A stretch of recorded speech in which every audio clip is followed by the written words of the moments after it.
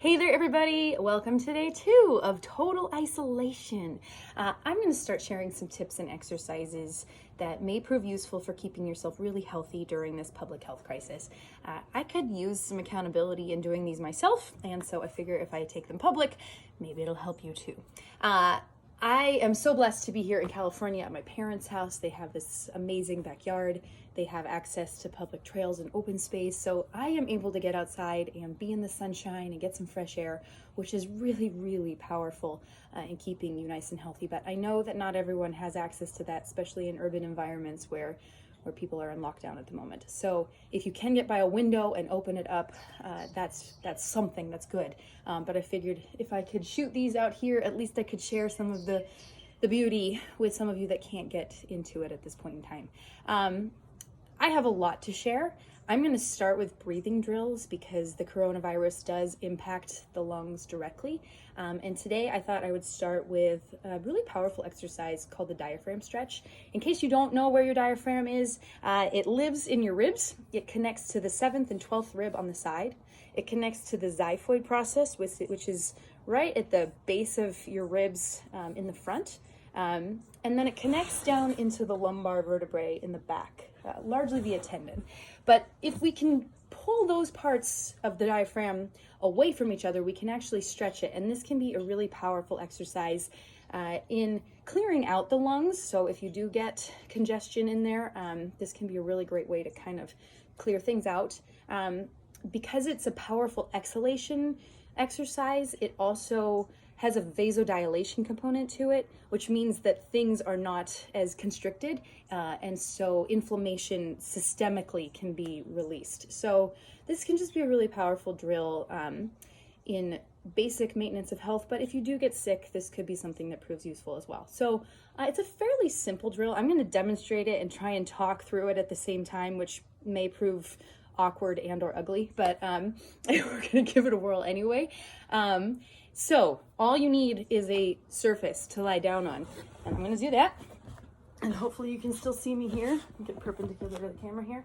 So I'm going to start with my arms over my head. There's my head. Yeah, that works. You can just need to see my torso. Arms are over my head. My knees are bent, in case you can't see that. And I am going to bring my low back down to the ground. If you have a large lordotic curve, i.e. your butt sticks out pretty far away from your low back, you may need a towel or some form of support underneath, small, just something for you to kind of fill in the gaps a little bit if you're not able to get that low back down. We don't want to put too much pressure on your spine, so we want to take care of that. So low back is down on the ground, or your support arms are up over your head. I'm going to keep that in place as I inhale through my nose, and then I'm going to exhale all my air out through an open mouth and throat like this.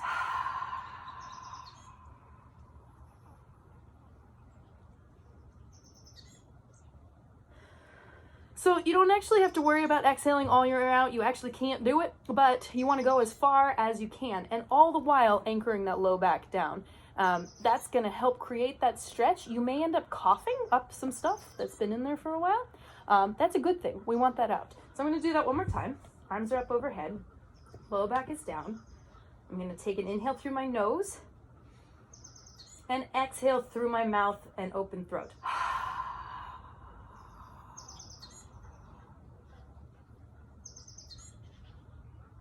And you may feel that stretch up into the arms, you may feel it through the chest, you may feel it in the back or the sides of the ribs. All of that is great and fine. If you want a slightly more athletic version of that, same thing. Arms are going to be up over your head. I'm going to go up into a pelvic press. I'm going to lift my hips up. I'm going to do the same thing here. I'm going to inhale through my nose and then exhale through open mouth, open throat. And then once I've exhaled all my air out, I'm going to roll down my spine and get that low back on the ground. And that adds a whole level of effort, but also it can get a little bit deeper into the lungs and clear some stuff out. So if the first one feels a little too simple for you, go ahead and try the second one. Again, I'm going to lift my hips up, inhale, exhale.